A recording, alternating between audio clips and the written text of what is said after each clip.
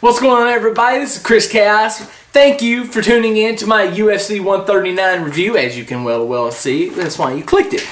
Right off the bat, I gotta say, what an amazing main event that was. That was just phenomenal. I'm speechless. I can't describe how great a pay-per-view that was. But not just the pay-per-view, but how great that main event was. I mean, it's been so long since I've seen a match or a fight, excuse me, that was that great.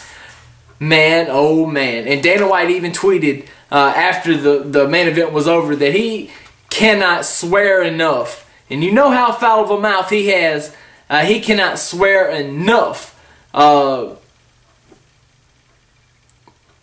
to put in words how great that fight was. So I mean, it was awesome. It was phenomenal. But let's just go ahead and get to the rundown. I predicted 7 fights. I predicted the 2 fights on the Spike TV prelims. I went 1-1 as I predicted Alex Soto and Ryan Bader. Michael McDonald defeated Ryan Bader. Michael McDonald defeated Alex Soto.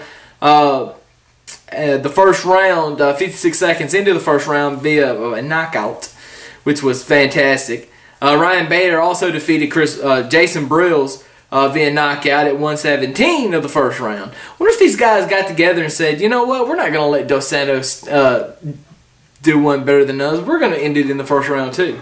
And they did, and it was great. So I split those two. I went 4-1 with the main card. The first bout was the light heavyweight bout, Stephan Bonner versus Kyle Kingsbury. Bonner defeated Kingsbury via unanimous decision, 30-27, 30-25, 30-27. So prediction, Chaos was right. The fans hated this, I guess. They booed Stephan Bonner at the end of the fight when the horn sounded. They thought it was, I guess it's a boring fight. I think it was just a dominant fight by Stephan Bonner. So, hats off to Stephan Bonner. The welterweight bout, Martin Kampmann versus Rick Story. I predicted Martin Kampmann to win, and he did. He defeated Rick Story via split decision, 28-29 Story, 30-27, and 29-28 Martin Kampmann. Bantamweight bout, Uriah Faber versus Brian Bowles. Of course, everybody knows by now that I'm going to predict Uriah Faber till I die. I'm never going to predict against Uriah Faber. No, I'm never going to predict against Uriah Faber. And Faber wins. He defeats Bowles via submission with a guillotine choke at 127 of round number 2. Middleweight bout, Vanderlei Silva versus Kung Lee. I predicted Kung Lee, who is absolutely phenomenal, wasn't in this fight, as Silva defeated Lee via TKO at 4:49 of round 2. I tweeted that this was a premature stoppage of the fight, and I was very angry towards Dana White as I tweeted him and said, you need to do something about this. I went back and watched the replay. Dana, I know you're probably not going to see this video. Somebody pass it along to Dana White. I apologize. I was off base. Kung Lee was done. And I was wrong. So, once again, I am humbled. I admit it when I'm wrong. And I was wrong, so I admit it. There we go. On to the main event. Mauricio Shogun Rua versus Dan Hendo Henderson. 5 rounds in the UFC light heavyweight division, excuse me.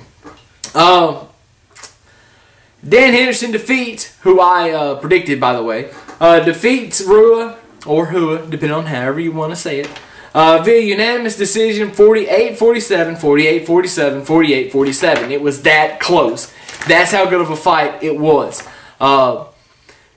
Never during the fight did I think, man, Rua's finna steal this. Never did I think that. But it was still, Hendo was just more dominant than Rua was. They were both looking good, but Henderson was just more dominant than Rua. I predicted 7 fights. I went 5-2. I split the prelims, went 4-1 the main card. So main card, I did hella good. I went 80%. And that's normally what I do on a good pay-per-view, because it seems like I always miss one.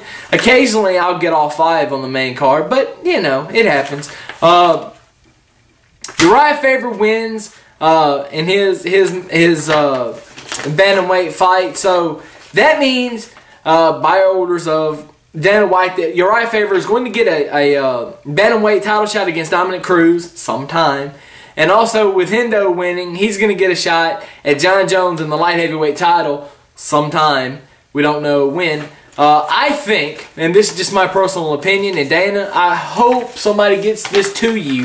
And I'm probably not going to be the only one that thinks about this and how great this is going to be. But if you did it at UFC 144 in Japan, just think of how great that would be. The Japanese fans would go completely nuts for that. And I mean, 2 title fights, plus the Akiyama fight that's already been announced. Akiyama and Jake Shields. I mean, that's 3 main events right there.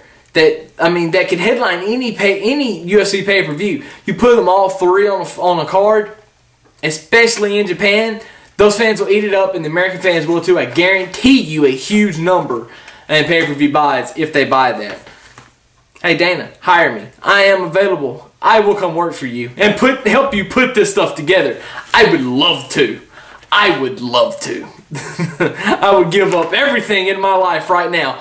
I will get on a plane tomorrow and go to Las Vegas and meet you. I swear to God I would. I swear to God. Anyway, that's all I got. Thank you for watching.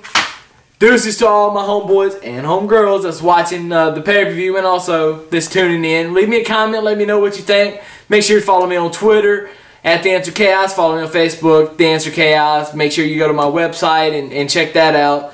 TheAnswerChaos.jimdo.com. And as always, I will see you later.